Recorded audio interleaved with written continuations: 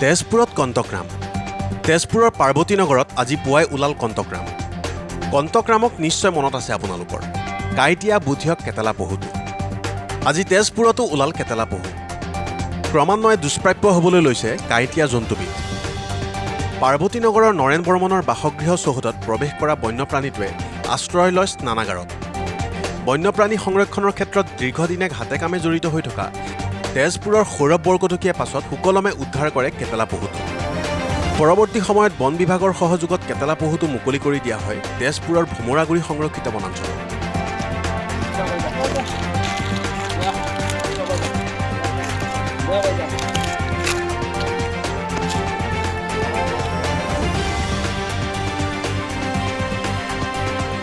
News desk report, Mahajati into 24 live.